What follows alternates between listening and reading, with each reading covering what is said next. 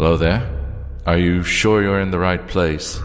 See the name on the door? This podcast is Spine Chillers and Serial Killers. Surely you don't want to come in here. You do. Well, I must warn you that things are pretty adult in here. Absolutely no children are allowed. Obscene language, shocking and horrendous stories to chill you to your core, and terrifying tales that'll keep you up at night. The ladies inside aren't quite right.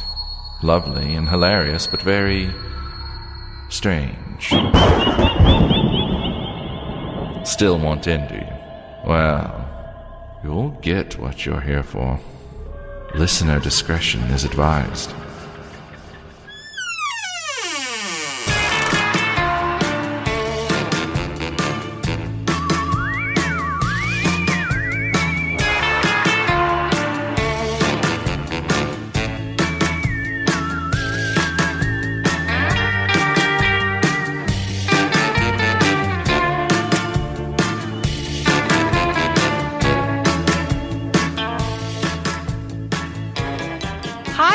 And welcome back to Spine Chillers and Serial Killers. I'm Becky.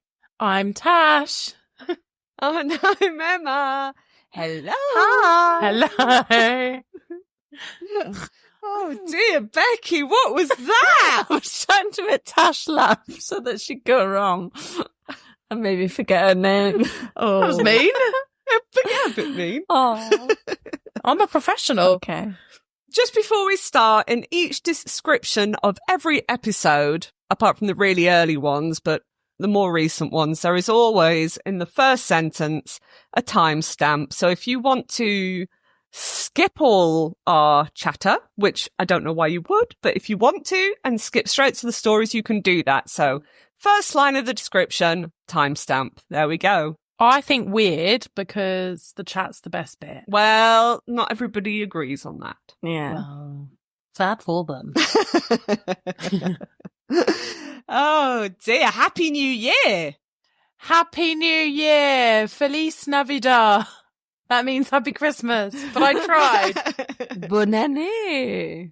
Hogmanay? Hogmanay, is that Happy New Year? No idea. I don't know either. There we go. That's exciting. What have I just said? Yeah, so sorry we took so long getting back, but, you know. We knew it would happen. We pretended it wouldn't, but it did. We were in denial for so long. You did say, look, let's not make any promises. Yeah.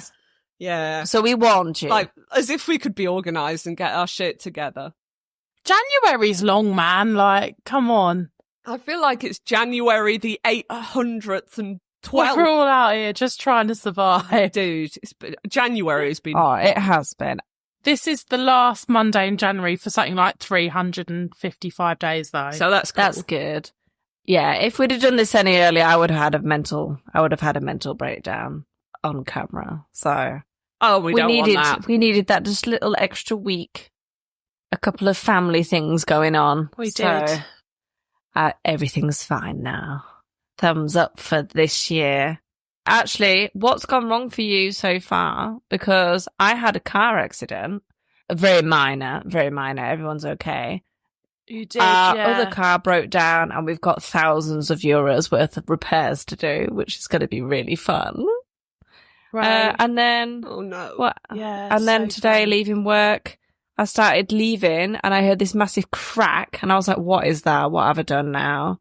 And someone thought it was a great idea to put their empty beer bottle behind my tyre. And I went and smashed it. I mean, that is kind of funny. But now I'm really worried that my tyre's going to go down. I'm sure it won't. I'm sure glass is fine. It won't go down. It's only a beer can. A bottle. A bottle, she said it's glass. Yeah.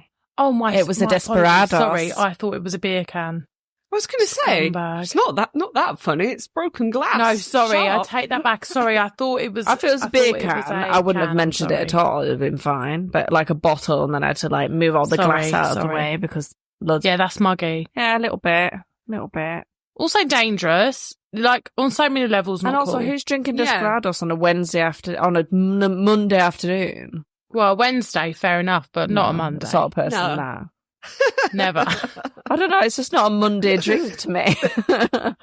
It's a Friday and Saturday night drink.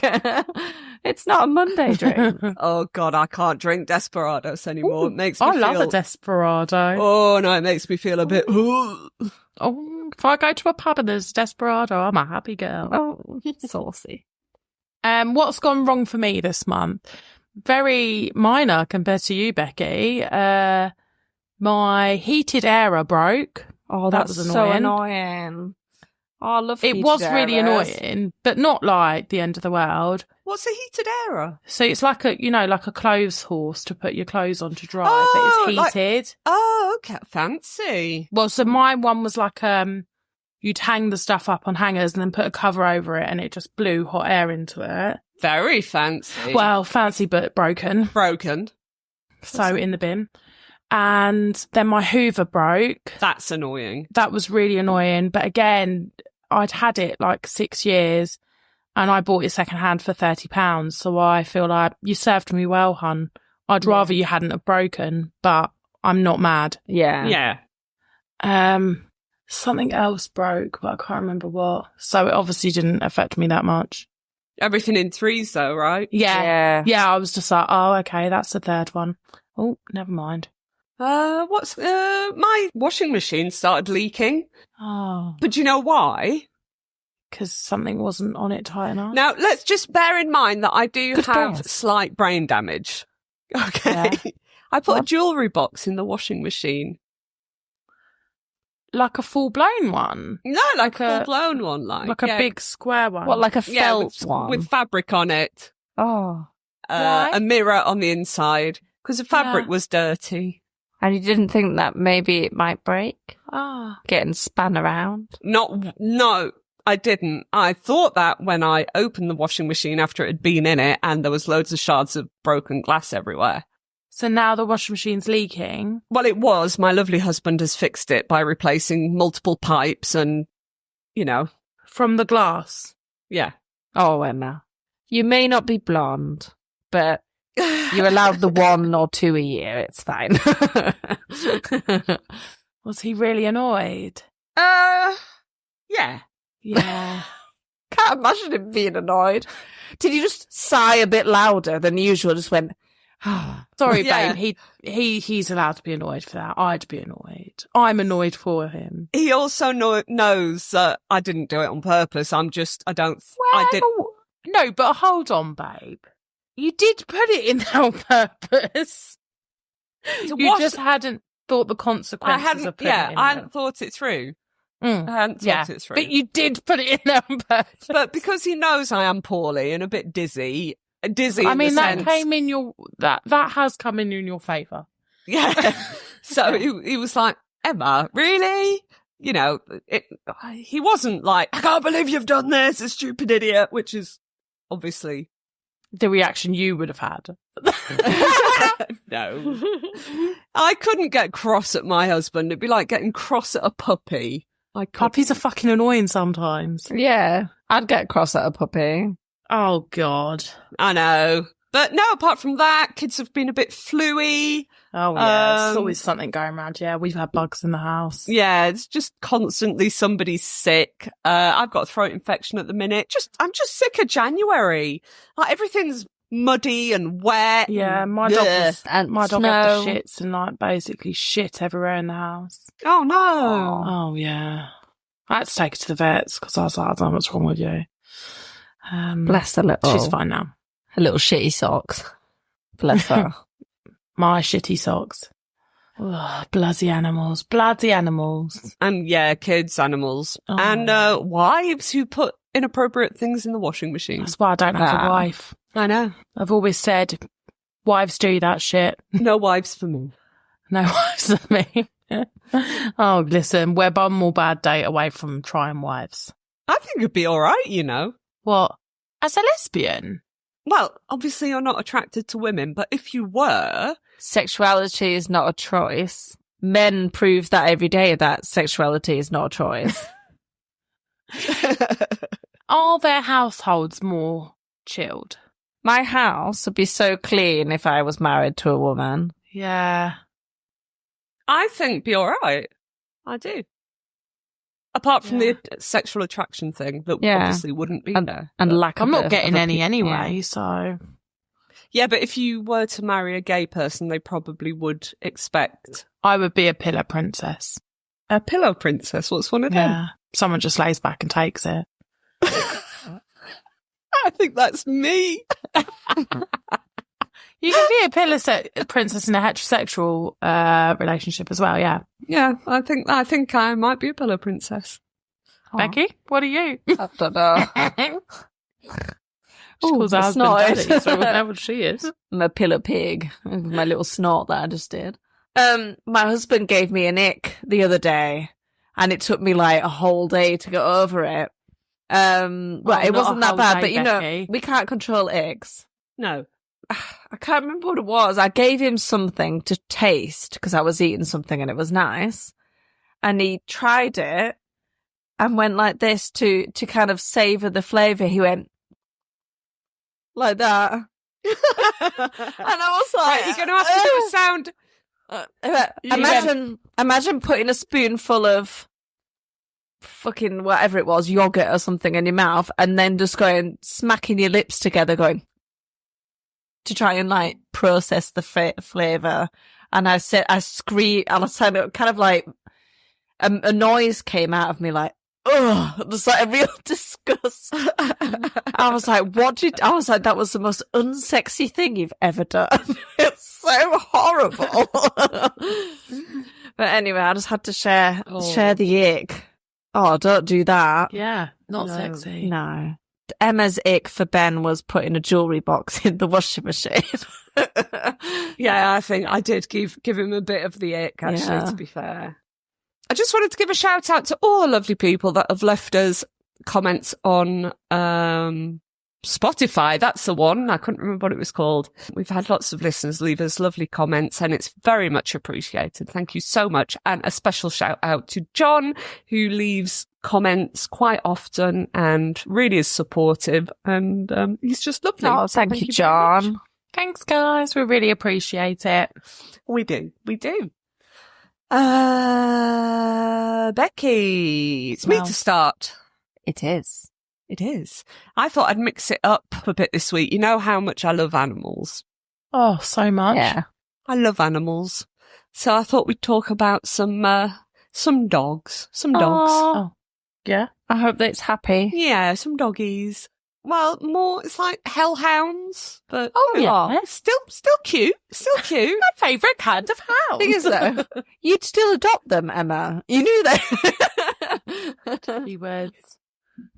Should be like, She's like, I adopted these ones from hell. Let me clean them. I didn't realise it was the real hell. She'd be like, look how cute it is. And it's like, like foaming at the mouth. Come in, I've got you a basket here. I'll get you some biscuits. Oh, do you want a little blanket? I've got blankets galore. Come on. All the cat's like really spiky. Like, what the fuck is that? look at it like you've gone too far this time. Yeah, too far, Emma, too far. The UK, with its long and bloody history, is steeped in legends and folklore. Tales of ghostly apparitions, cursed objects, and strange creatures have passed down through generations. But one of the most intriguing and chilling legends is that of the black dogs that are said to haunt various parts of the country. Have you heard about black dogs? Yes. Black dogs? Yes, black dogs. Have you ever heard that there's a legend of a black dog? Don't think I have, no. Oh, really? That surprises me. You, Bex? Sorry. You uncultured swine. Every so often you see photos of them and they're big black dogs. Are you thinking about black cats? No. Like panthers? Well, that as well, around? but people send in the odd picture. Or maybe I am getting mixed up with panthers. Don't know. Hey, speaking of which, did you know there are wolves in our area? Like Fougerolles de Plessis and Saint-Denis de Gatine. Well, I knew there was wolves in France because did we talk about this on the podcast and my mind was blown, or has somebody told me about this and I forgot to relay it? No, it was bears. Bears are in France. We have talked about it. And then we were like, what? Yeah, bears and wolves. Yeah. Yeah, but wolves are like in our villages, Becky. How? Well, that's not very nice because They've been reintroduced into them. I don't think they were in they've been our area. I reintroduced thought they into were like the- in the mountain. No. I saw a photo. So for what purpose? I don't know. I just know they're here. They're here. Okay. So yeah, if ever you're driving about and you see a dog and you think, that dog looks like a wolf, probably is a fucking wolf. You know, some like English person's going to come over on holiday and be like, "Oh, there's a poor abandoned dog by the road." Yeah, it's going to be me. It's going to be get me. it. Yeah, let's get it and take it to the vets. And all their if Facebook it's friends chips. that live in like America and Australia will like share it and be like, lost dog. Oh. Are wolves very obviously wolves, though? I think it depends on I the think breed. so, yeah. Insane. Insane. Wolves. Literally. And my daughter is terrified of wolves and we keep saying, there's no wolves, there's no wolf. And now there is. Well, there wolves. is. Well, my daughter's obsessed with them. Okay. Like, tells me she's going to have them when she's older. And I went, maybe you could just get a wolf dog instead. Yeah. Wolf dogs are hard. Next time you're over She's in not getting in. when she's not doing it. Well, next time you're over in France, there's a sanctuary near me, and they have wolf dogs that they've rescued, so we could take her to see them if she You wanted. love that. And they've got a really old lion, and he's got a white mane and arthritis and cataracts. I know. Tasha's going to adopt a lion. Like a white mane because it's grey. Yeah, 'cause he's old. He's a silver He's fox. old. Yeah, rescued from a circus. Oh, I know. Oh. Oh, it makes me want to cry. Do you think he's got arthritis too, like Tash? Anyway, should we get back to spooky stuff? Black dogs. So legend is that these black dogs are said to haunt various parts of the country. These spectral hounds, often seen as harbingers of death or omens of impending doom. Bum, bum, bum. They've captured the imagination of storytellers for centuries. And let's be honest, if you were wandering through a misty moor at night, the last thing you'd want to encounter is a massive, ghostly, black dog with glowing eyes staring you down. I wouldn't like that. I have obviously heard of, like, black dogs. Okay. Isn't like the Hounds of the Baskervilles basically that? Yes, exactly. That's exactly what it is. Yeah. Known by different names in different regions, Black Shuck in East Anglia, Padfoot in Yorkshire, or Bargeest in the north, the tales vary, but the theme is consistent. These beasts spell bad news. Some believe they are hellhounds. I don't know what it is about the word hellhounds, but it's like cool as fuck. Yeah. Hellhounds. Yeah, it's cool. It's like, a if that was a cool- band, I'd go see them. The hellhounds. Oh, Like, can you get collars for all of your little tiny, very cute dogs that says Hellhound on it? Oh, for the With little spikes dachshund with spikes yeah, on. Yeah. and Yeah. just like with the tag, and it'll just put killer, something like that. Killer Buy him sausage. a little leather jacket. Yeah. Killer sausage. Oh dear. Some believe they are hellhounds tasked with collecting the souls of sinners and dragging them, kicking and screaming, to hell. Others say they're guardians of ancient secrets, tethered to specific locations like graveyards, crossroads, or old ruins. There is a legend about crossroads, isn't it? Like crossroad demons Yeah. that you can make a deal with the devil on a crossroad. Yeah. Yeah, that's one for another episode. Yeah.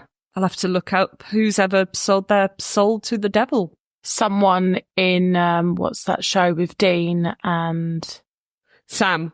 Supernatural. Sam. Yeah, there was definitely a Crossroads episode there. Ah, sexy. They are Sexy so Dean. sexy. They are sexy. I think I'm going to start rewatching that. I'm watching it. Too scary to watch with my 12-year-old? Nah. I'm going to get her involved. Right, whatever their purpose, one thing is clear: their appearance is their appearance is rarely a good omen. That was my impression of the elderly lion trying to roar. He's such a gentleman. Oh, raw. Roar. Oh. Oh, rah, rah, oh, Why is he really English? I've seen that drinking tea with his little claw poking out. Oh. Rah. So anyway, it's rarely a good omen. The description of these creatures are enough to make your hair stand on end. They're said to be enormous, far larger than any natural dog, with shaggy black fur and glowing eyes that pierce the darkness, sometimes yellow, sometimes red. Sirius Black. They may move silently or with the sound of rattling chains, and in some accounts they vanish into thin air as suddenly as they appear. I don't like the idea of rattling chains. No, creepy, when you isn't it? said that, I was like, ooh, I don't like that bit. No, don't like it. Chains never mean anything good. I'm trying to think of a good thing that a chain could mean, but Not much good. Nothing Tash, comes to- shut up. nothing. She's frozen like that. Chains, No, I'm joking. though. I'm Chains. Chains, Chains and whips excite me. Nah, nah, nah, nah, nah. Come on. I was about chains being unnecessarily cold.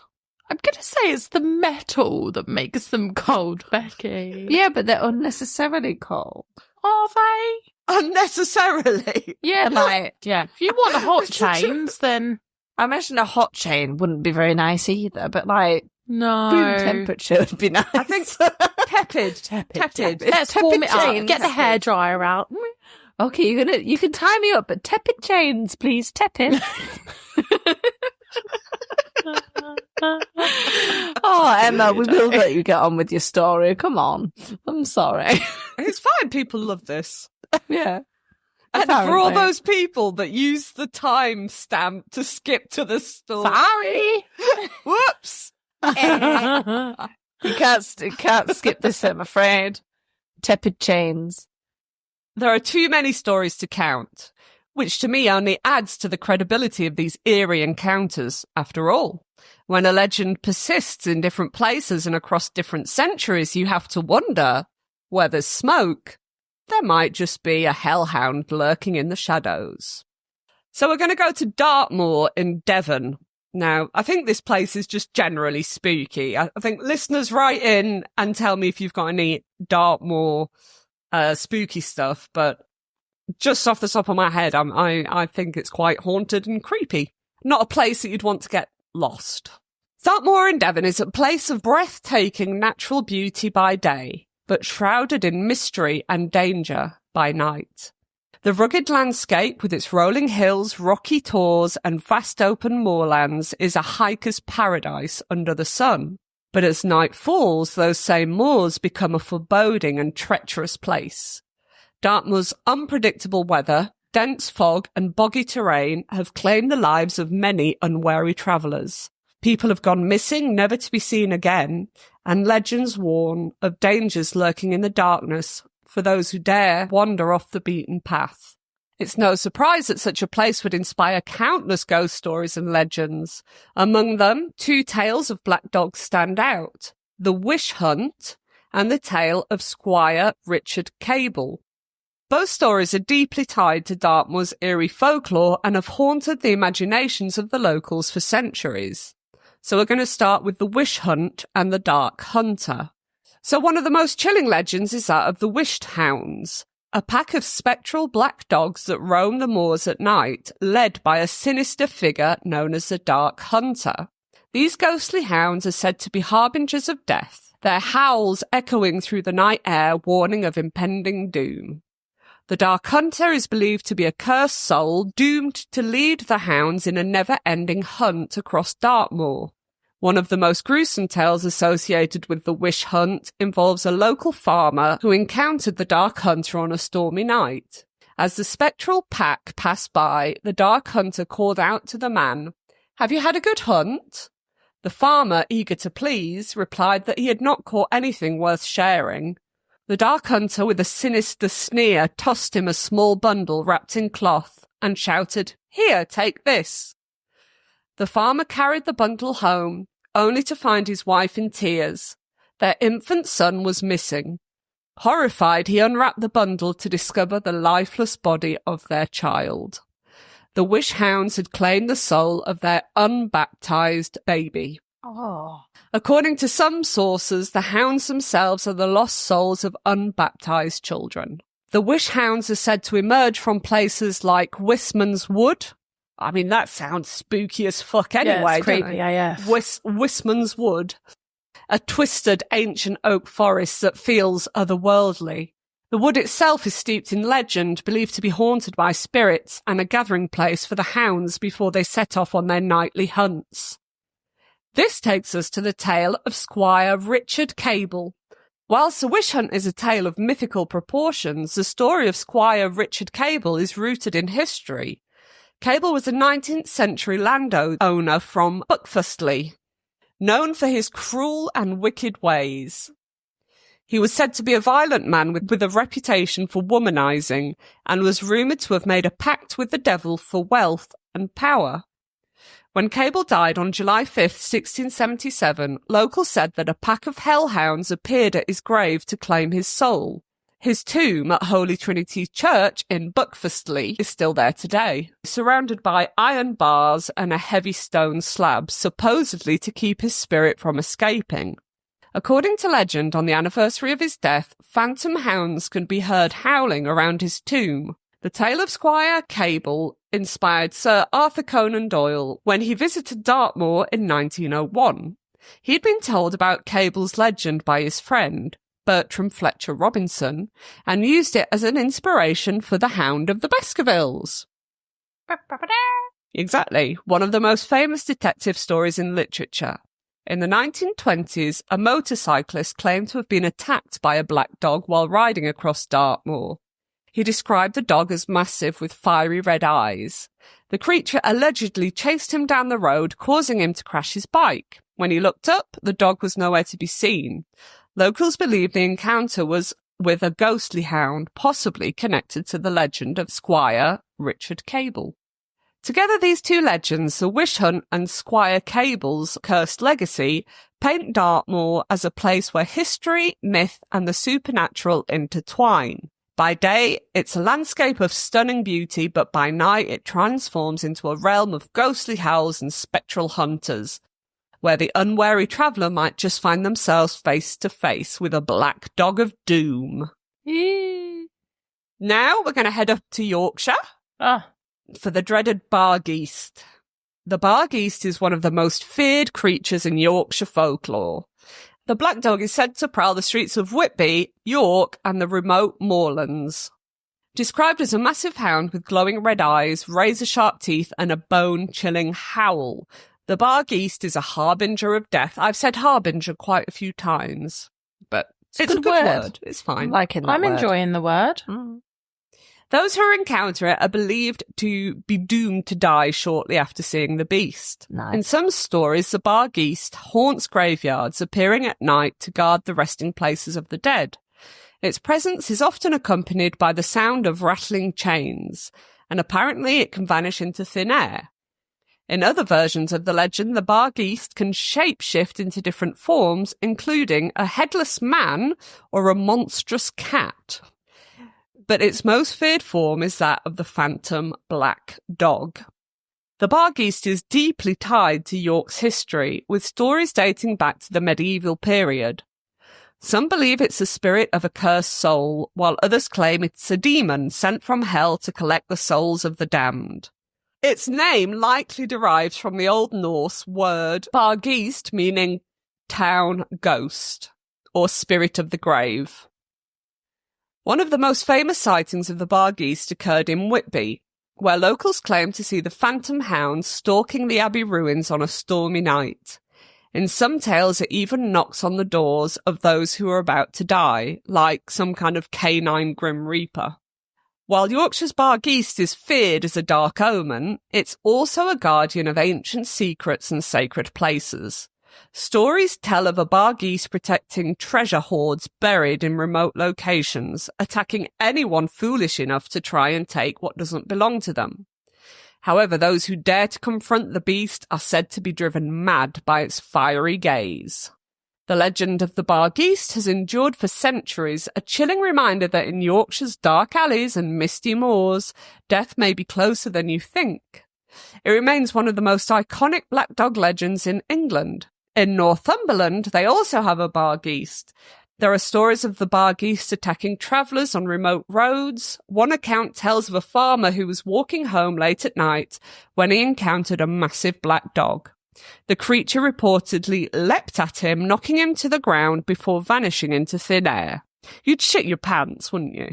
Yes. Yeah. Especially I the would whole definitely glowing shit eyes part as well. That's horrific. You're just pootling along, then this massive dog knocks you to the floor and then just vanishes. A massive anything knocks me to the floor. I think I'd poo myself.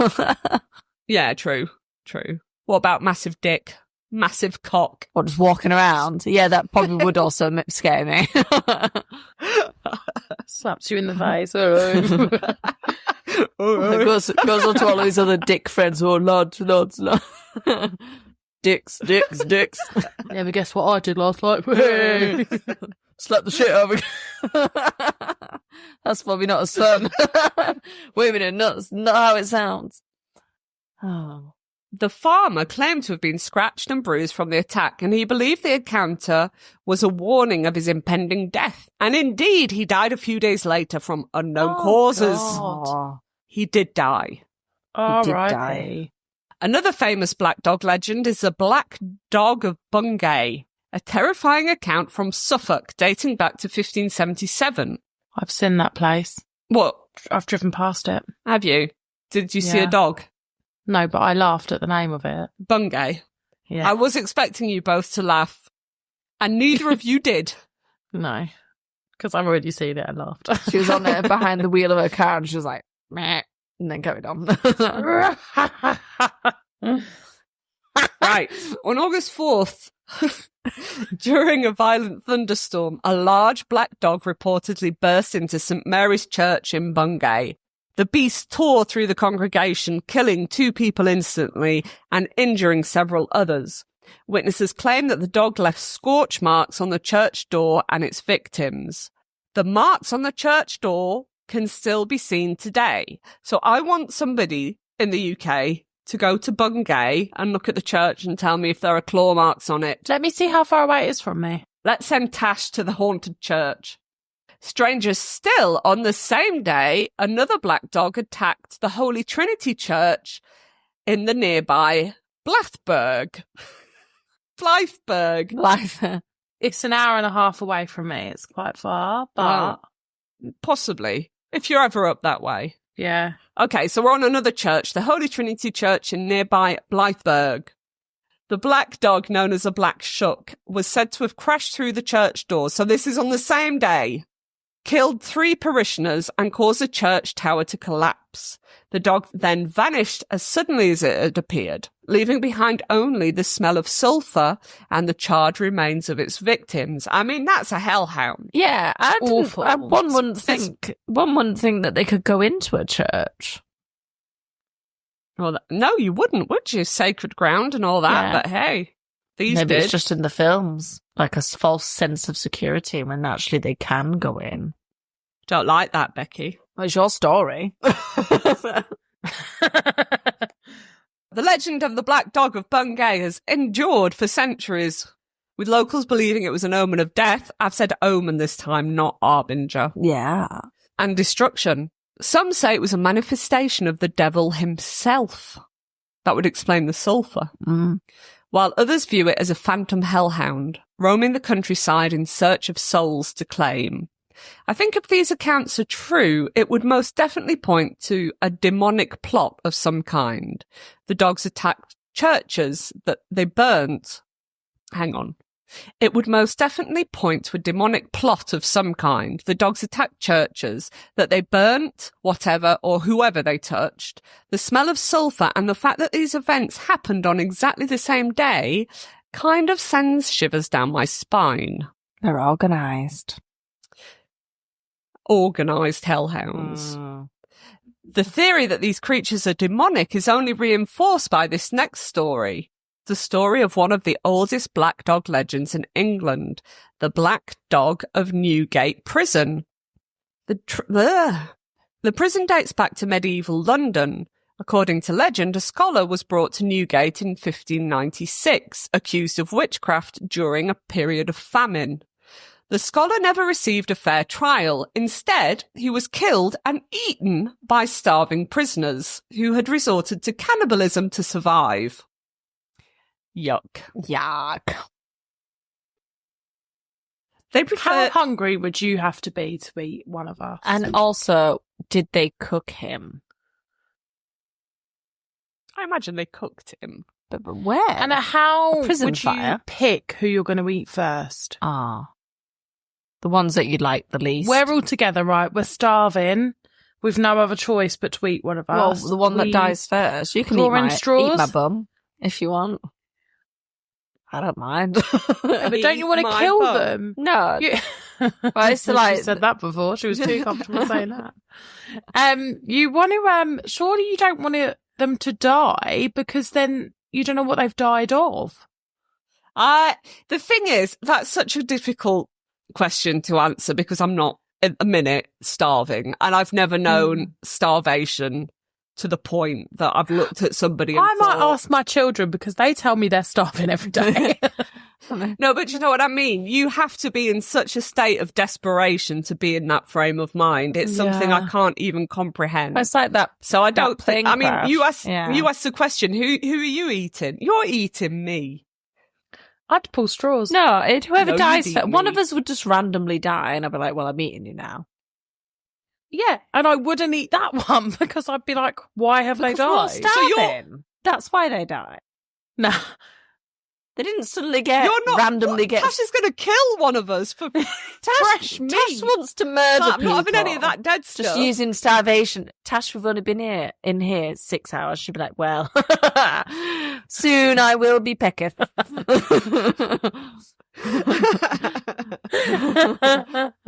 No. Yeah, I'm killing the person before eating No, them. I'll just wait. It's this like the second time recently that Tash has been like, "Yeah, I'll murder someone." I'm worried. All right. I'll get worried after the fifth time. Yeah. Get worried if it happens, guys. I'll Come be a on. bit late then, because I'd be being murdered. But Actually, you've just given me my answer. If we're ever in that situation, I'm eating you because if I'm not eating you, you're going to fucking kill me survival. and eat me. Yeah, but if you eat me, how are you going to eat me? You're going to kill me. Yeah, but I'm going to kill you because I know you're plotting to kill me. Actually, Emma. But how is that any different? Emma, you don't eat meat, so we'll just have to kill you, I'm afraid. No, but- Oh, I think that all goes out the fucking window. Should eat grass. Do you hear this? If we're Vegetarian fair. people. Do Do you like matcha? you like what? Do I like what? Matcha. Oh, the green stuff. What the fuck is matcha? You two live in the arse end of nowhere. You have no idea what matcha is, do I know what you? matcha No. is. It's that green It's stuff. just, But it doesn't taste nice. yeah, it's awful. Tastes like grass and earth, in my humble But opinion. it's a trendy thing. I bet it's chock full of B12 though. Oh. I don't know what B12 does for us, but I probably don't have enough because I don't like matcha.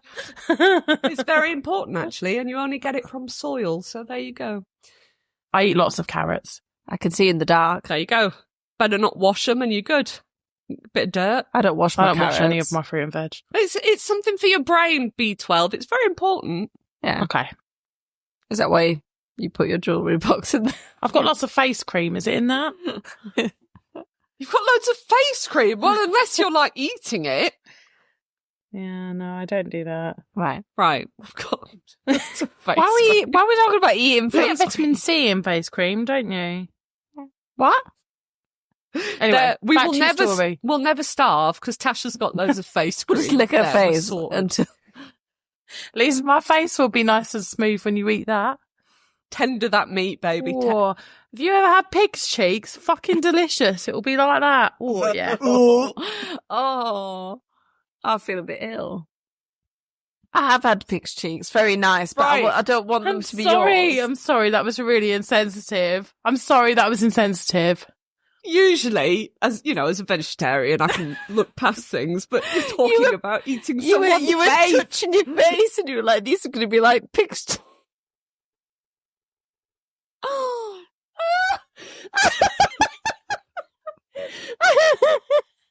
Oh, it's good to be back. Tenderising your face. Oh, fuck me. Just get it all smushy.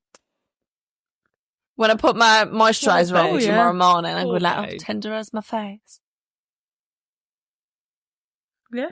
Tell you what, here, there's some meat on me. That's what I'm saying. Me too, girl. That's what I'm saying. Right. Anyway, let's do this. So the inmates had eaten the new arrival even before his trial. Oh, it's because he hadn't had a chance to get because they skinny. preferred to eat the newest inmates. Yeah. Chubby. Exactly. They wanted to eat the newest inmates because they had more meat on them. And healthier. Yeah. Compared to the older ones who'd been starving for a while. Shortly. Know, see? Yeah, exactly. I'd be leading that. Yeah. It'd be chop his legs off. It wouldn't be the dog's eyes that you see in the dark. It'd be Tasha going, preserve the meat. Man flesh. Save those cheeks for me. Peel his cheeks off. The cheeks are mine. There's me going, I'll have his ass. Oh, we've talked about this for too long. And Emma's like, has he got any grass in his pocket? I need some B12. Has he got matcha in his stomach? Oh, fucking hell. Shortly after the horrific crime, usually cannibalism isn't funny. Like on any other podcast, I can guarantee people aren't pissing themselves over cannibalism. We're laughing at ourselves. We're not really going to eat anyone, I promise. No, I'm joking. That's weird.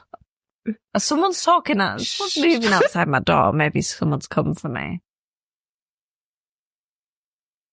Is it a dog? Hold on, let me just check it's not one of my children. Oh, yeah. Could be that as well. Shortly after the horrific crime, a phantom black dog appeared in the prison. It hunted each prisoner that had been involved in eating the scholar and murdered each one with its strong jaws made of fire. After it had killed all involved, it stayed haunting the prison for hundreds of years, showing itself to each inmate before their execution, as if giving them one last sign that all hope was gone. Dun, dun, dun. One thing all these beasts have in common is that people never hear them coming. They are said to glide silently until they are upon you. They all can appear and disappear at will and never leave any footprints. I don't like the idea of gliding. No, that's weird. Do you prefer gliding or scuttling? Oh, no, fuck off with your scuttling. Oh, can you imagine a black hellhound scuttling on his tippy toes? No, they're gliding.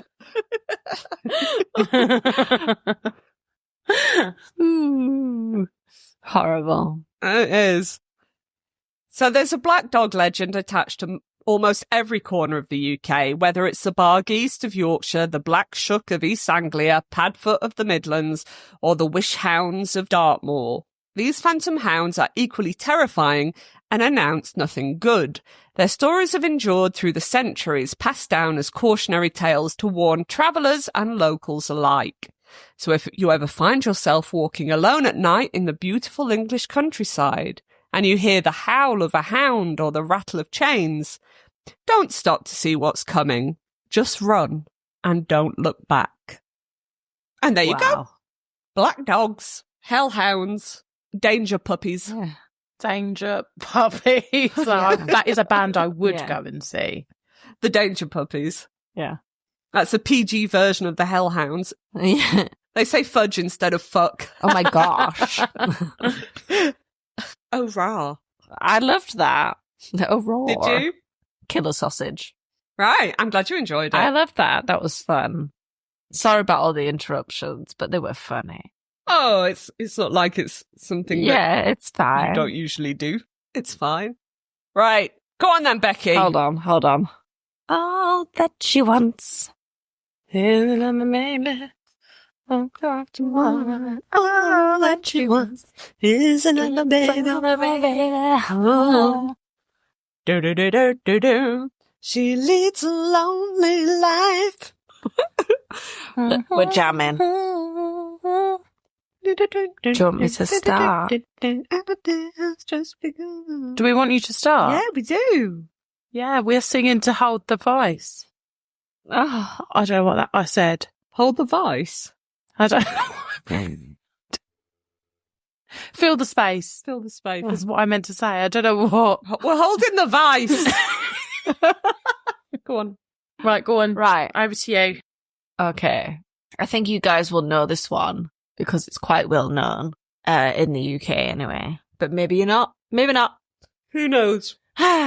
Michael S. Philpott was born in December 1956 in Derbyshire in the UK. Described as controlling, domineering, violent and manipulative, Philpott's abusive nature was evident from an early age. He sounds lovely. Delightful. They're always a treasure, aren't they, the ones that I speak about? So even as a kid, he was just like massive dick. Just a bit of a massive dildo, yeah. In July 1978, at just 21 years old, he attempted to murder Kim Hill, his girlfriend of 2 years. Their relationship began when Hill was just 15 and he was 19. The abuse escalated over time. Philpott once shot Hill in the groin with a crossbow because he disapproved of her clothing. What the fuck? Only psychopaths have crossbows. Like, can we all agree? So Joffrey. weird. Yeah. Like, who's got a crossbow? And, yeah, and she didn't leave him after he shot her with a crossbow in the crotch. I mean, you'd be terrified, but she was like a young girl and he was older and he's a massive manipulator. He's horrible. So, yeah, he shot her in the groin with a crossbow because he disapproved of her clothing. He also cracked her kneecap with a hammer when he felt that she was giving too much attention to a baby she was looking after. Like babysitting. What the fuck? Yeah. I don't know what to say to that. That's... No, this man is a piece of absolute poo. But the horror didn't stop there. When Hill found enough courage and informed Philpott that she was leaving him through a letter that she left, his rage boiled over. As she lay in bed, Philpott stabbed her more than a dozen times. Then Hill's mother ran in the room and intervened. He turned the knife on her as well. Kim Hill barely survived, suffering collapsed lungs and damage to her bladder, kidney and liver.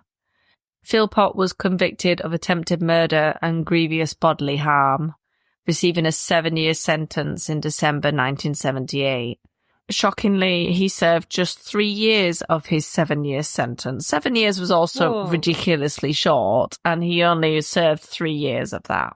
It's weird, isn't it? Fuck's sake. It was in the 70s that I saw. Yeah, but still, come on. The guy's obviously unhinged. Well, they loved, letting the bad ones out back then. They They did. just loved it. Philpott's attitude towards women didn't change while he was serving time. No remorse. That's a surprise. Over that massive 3 years. Yeah. Shocking. He knew what type of women he wanted, young and impressionable. Possibly women that felt unloved or that they were just craving attention that he could give to them. He would control everything, the finances, where they worked, everything. His toxic cycle of control and violence continued in his subsequent relationships. He was very egocentric and everything was about him.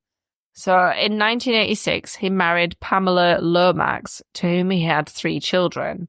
Lomax described him as controlling, and she eventually found herself praying for the day that he would move on. That day came when he met 14-year-old Heather Kehoe. At 37 years old, Philpott began a relationship with Kehoe, who ran away from home to live with him on her 16th birthday. So this is grooming. Yuck. Yeah. Also, I'm sure you've talked about somebody called Kehoe before. Yes, we have, but it's not the same. When I just said it then, I was like, well, it must be a popular, common last name. So she bore him 2 sons in quick succession, but Phillpot became violent because she failed to give him the daughter he desperately wanted. Oh my God, can you imagine what he'd do with a daughter? Oh. Ugh. Kehoe later revealed the horrifying extent of the abuse, describing how Phillpot encouraged his older sons to be violent towards her, and when she could not conceive again, the relationship deteriorated further. By 2000, Phillpot's destructive pattern continued when he met 19-year-old Marie Duffy, a single mother escaping of a volatile past. Duffy moved in with Phillpot and eventually married him in 2003.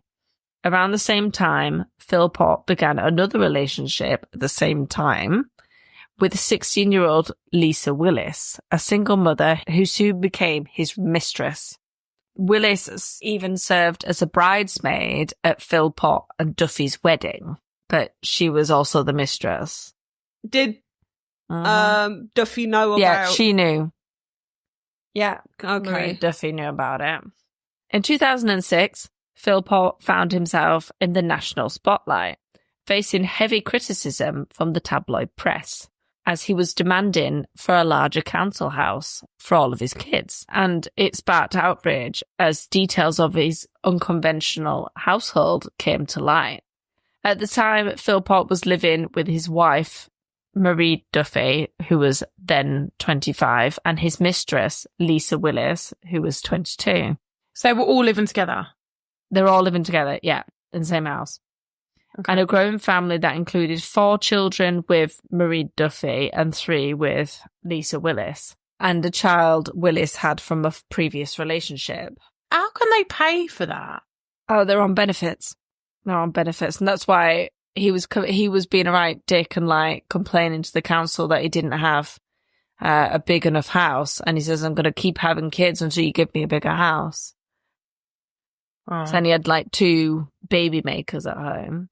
So Phillpot's chaotic domestic arrangements became even more controversial when it was disclosed that both Duffy and Willis were pregnant again, with due dates in March 2007. So shortly before the births, Phillpot appeared on the Jeremy Kyle show to defend his lifestyle. During the episode, he expressed a desire to marry one woman and divorce the other, whilst also stating his intention to undergo a vasectomy. And he kept like defending himself, but he was really playing it up for the cameras, you know. The following year, Phillpot featured in an episode of the ITV documentary series Anne Widdecombe versus whatever it was. So where the Conservative MP spent a week observing his life, Widdecombe didn't hold back in her criticism, delivering what The Guardian described as a large slice of her mind. Despite her effort to help Phillpot change his ways, and including securing him 3 job opportunities, he failed to show up for work on the first day, letting the chance slip away. So he was just happy enough on benefits. He just kept having kids for benefits. The documentary painted a disturbing picture of life in the Phillpot's household. He lived in a caravan parked in his garden, where his wife and mistress would alternate nights with him. Yeah. And Widdecombe observed that Phillpot's relationships were built on domination and disregard, noting that he frequently referred to both women as bitches. Oh my God. And he's vile. He's absolutely gross. The most vile looking guy in the world. He's Always. Gross the way that he is, and he's vile looking as well. He's just a piece of shit. Despite Widdecombe's best efforts to confront him with the realities of his lifestyle, Phillpot remained defiant, dismissing her concerns and refusing to change. His narcissistic and manipulative behaviour was on full display, as the seeds of an even darker events began to take root in his life. Although the situation for the adults in the house was very unusual, The children were very well looked after by their mothers, mainly, and happy. Okay. They were happy little kids. Weird living situation, but they were super happy. So he's not abusive to the children? It doesn't sound like it, but they also never went to him for comfort. It was the mums that looked after the kids. But he wasn't abusive to the children. He was still violent, though, because he received a police caution in 2010 after slapping Marie Duffy and dragging her by her hair. Oh, I hate this man.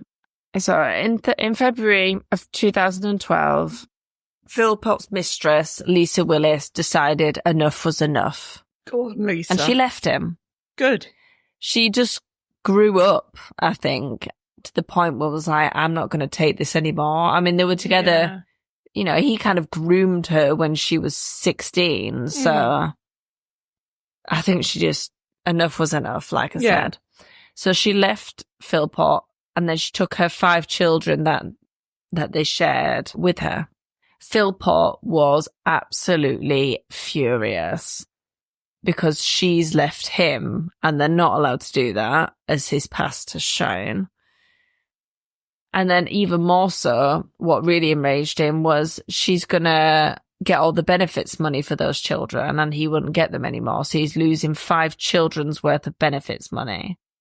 So Philpot began legal proceedings to get full custody of the children, and a court date was set for the 11th of May. However, both parties would never make the hearing. Oh, God. On the night of the 11th of May, so like early in the morning that day, about 4 a.m, as the Philpot family slept soundly in their beds, what began as an ordinary evening quickly descended into unimaginable tragedy. Downstairs, a fire had started. Thick, deadly smoke began to creep its way up the staircase, filling the air and inching closer to the children's bedrooms. Oblivious to the danger, the young children slept upstairs while their parents were in the caravan. The flames got quite big quite quickly, and it woke the neighbours up. And I watched a documentary about this, and there was Darren and Jamie Butler, so brothers that lived next door to the Philpot house. They came running down the road, like, to help, and they could see the front door had, like, melted. They were trying to see if they could see into the house, and they couldn't get into the front door because, like I said, it started to melt. So they jumped over a caravan, the caravan where he slept, to get in through the back. He couldn't really see much, and there was confusion. He found Philpot there in the garden, and he said, what's happening? He said, the kids are inside, and they're in the back. They're all in the back bedroom. So the Butler brothers tried to get in the house, but he said there weren't really that many flames, but the flames that were there were so hot, and the smoke was so bad. He was like, it was like as if you were trying to breathe in a car exhaust. He just kept trying going in and in, but he just couldn't get anywhere near where the kids were. And then the fire engines and police officers turned up, and they were shouting at the brothers to get out. And these poor brothers, these were in the documentary, and it really fucked them up doing this because, well, it's very sad what happens next. So the firefighters managed to bring the children out, but the minute they saw the kids, they knew that it wasn't going to end well. They started bringing the kids out one by one and trying to bring them back, but it just wasn't working. As they were brought out one by one, everyone started realizing that a lot of the children, it was just too late to save them. 5 children, Jade, 10, John, 9, Jack, 7, Jesse, 6, and Jaden, 5, who had all been asleep upstairs, all died at the scene. How While their awful. half-brother, Dwayne, 13, was rushed to hospital, Oh, my God. but sadly would die 2 days later. Oh, Afterwards, the Butler brothers so Jamie saw Mick Philpott in the front of the house and apologised to him for not saving his kids. Fucking hell. And a short time later, he realised that actually neither Michael Philpott or his wife Marie did anything to help. He said they weren't in the back garden.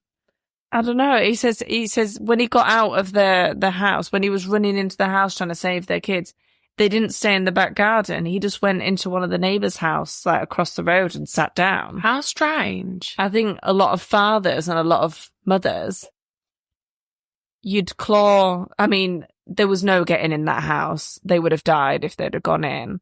You'd try, wouldn't you? You'd, you know, and the guys that was trying to get in there, he says, you know, I've got kids. He was like, I'd be in there trying to get them out like what he was trying to do.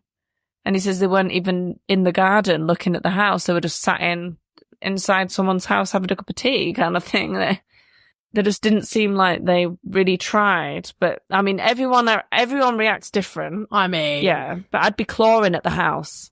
That's sick. That is sick. I would be... You don't just sit while your children are burning alive. I mean, somebody would have had to hold me back, 100%. But I would have been getting in that house and I would burn with my children. I mean, the guys that were trying to get in the house, they were in their pajamas asleep. So they were basically in shorts and boxers running down the street. They didn't even have a T-shirt to put over their head. They were trying to dive into the house like that. God bless them. So a few days later after the fire, there was a press release to appeal for witnesses. And also the family's local Catholic church held memorial services for the children. And it was on the 16th of May that Philpott and his wife held a news conference in which they tried to describe the events of the fire. This was what was very disturbing. And I remember at the time thinking, this is fucking weird, because they were crying, yet the tissues that they were crying and using to wipe their eye were just dry. And it was as if they kept wiping their eyes, and it was especially him, he was wiping his eyes constantly, but there was no tears. There was nothing there, yeah. No, and it was as if he was just trying to hide his face. It was really weird at the time, and I got the biggest horrible feeling from it. It was horrific. So the police had stated that petrol had been found inside the letterbox to the Philpott residence, thus sparking a murder investigation. Willis, so the mum who'd left, who had a court hearing over custody of her children, scheduled on the morning of the fire, was initially arrested on suspicion of murder, along with her brother-in-law, Ian Cousins, but both were released without charge. Meanwhile, witnesses reported that Philpott behaved strangely for someone who had recently lost several of his children, and he appeared to love the media attention. The police bugged the Philpotts' hotel room and gained evidence confirming the couple were responsible for the fire, including the involvement of a friend, Paul Mosley, whom, when he came to the hotel room to see them, Philpott was like, well, you can go give him a few sexual favours. So basically she went and gave him a blowjob to say thank you for helping me kill my children in a fire. What a piece of shit. So, hang on, just clear this up for me, Becky, because whose kids? Because there's a lady that left him with her children. So the wife, they have 6 children together, and she's living there with Philpott. And it was the mistress that left with her children. So they both have children with him. Okay, so the mistress and her kids are okay. Yeah, the mistress and their kids are okay, but Philpott was saying that it was her that set the fire. What it was is he had been down the pub the week before. He got a pretend phone call that was really obviously pretend. And he was like, what? Oh no, really? You know, like when you're acting to be on the phone. And he left the pub and he was like, right, I've got to go. Someone's just threatened to burn the house down with the kids in it. And what he was doing is they set this fire on purpose to frame his mistress who had left with the kids so that he could get custody. They didn't mean to kill the children. They're just absolute stupid people, and they set a fire with the kids upstairs thinking that they could just put it out, but you can't just put out a house fire. It's hard once it goes. And they use petrol. Well, you know, they use an accelerant, which will just go up. And all it needs to do is catch the curtains, and that's it. Your house is gone. Those poor children. They're so stupid. And those children just died for nothing. Because he wanted benefits. That's why they died. And he wanted revenge on his mistress girlfriend that left. So Philpot and Duffy were arrested on suspicion of murder on the 28th of May. So this was like weeks after the fire, days after the fire. The couple were charged with murder on the 30th of May 2012. A discarded petrol container and glove had been found near the house, and in November, forensic investigators discovered that the clothes of the Philpots and Mosley had petrol on them. On the 5th of November, Mosley was arrested and charged with murder. The charge was later downgraded to manslaughter. On the 4th of April, Philpot was sentenced to life imprisonment with a minimum tariff of 15 years, while Mareed, Duffy and Mosley were both sentenced to 17 years, of which they would need to serve at least half before any release. That doesn't sound like a lot. Well, the British system is shite. So she appeals the sentence, saying that she was under the control of her husband and could not exercise a free choice in her conduct. The appeal was dismissed, but she was eventually released in 2020 after serving half of her sentence. So she's released, he's still in prison. But as a mother, knowing that you've killed Yeah. She's killed all her children in the most horrendous way. Let's be fair. Her life is fucked anyway. She's just fucked. I mean, I do think she was very young when she met him. I do think she was absolutely under his control. But there's no forgiving that. Her kids still died. Yeah, there's no forgiving it, and she deserves prison. Assistant Chief Constable Steve Cottrell of Derbyshire Police said, "This was an evil, stupid, shameful act which has resulted in the deaths of 5 of his own children." And, 6 children altogether, but 5 of his own children. Personally, I've found it very upsetting, and I've become extremely angry at the needless loss of life. 6 little kids there that have not had the chance to grow up. 5 vacant chairs on the Monday morning at the primary school must have been horrendous, not only for the teaching staff, but for all of the other little kids there as well. Oh, God. Oh, horrible. And that's my story for this week. How awful. I do think I remember this happening. Yeah, he's absolutely horrific. Yeah. You just type in the Philpot fire and he's up there, his stupid hair, his stupid moustache. He looks like the local alcoholic. Awful. Oh, yeah, there's no words. That's just absolutely horrendous. And he sounds like he's pure evil. Awful, man. God. Ugh. Becky. Fuck me. I know. Terrible. All right. On that note, shall we go? Oh, have I depressed you? I'm actually quite choked up about that. It's just awful. Oh, no, it's horrible. Right, let's let the people go. I hope you enjoyed this episode. Don't forget to talk to all your friends about us. Yes, please. Share. We need to get those listens up. Up. Yeah, let's make 2025 our year. Yeah, we're doing it. We want to smash this. Smash it. We're going to up our game on social media. We need your help. Yeah, we're holding the vice. Ready for holding that vice. Ready for the listeners. Yeah. Whipping the pony. We're doing it all. Stamping the wellies. We're doing it all. Yeah, we're doing it all. So remember, you can listen to us anywhere you get your podcasts, all the usual places. We really enjoy being back. Send us your stories you want us to cover, all that jazz, and we will... Follow us on Facebook, TikTok. Yeah, follow us on Facebook, Instagram. TikTok, Instagram. Not Twitter. Twitter can fuck off. X. What even is it? Oh. What even is it? Yeah. Yeah. So in the meantime, guys, stay safe. Don't kill people. And keep it weird. Bye. Bye. Bye. Goodbye, goodbye, goodbye. I like to say goodbye, goodbye. Rah. Rah, rah.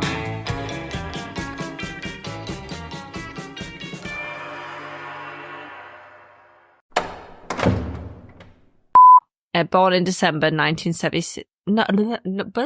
Well. Can't do it already.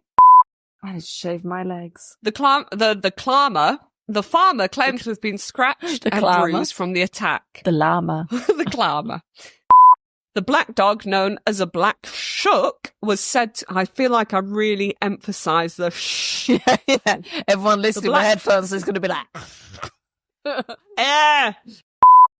The legend of the black dog... fuck it. Black dude. Is it your turn yet, Becky? Because I can't talk. I'm fucking sick of it. I was going to keep interrupting you.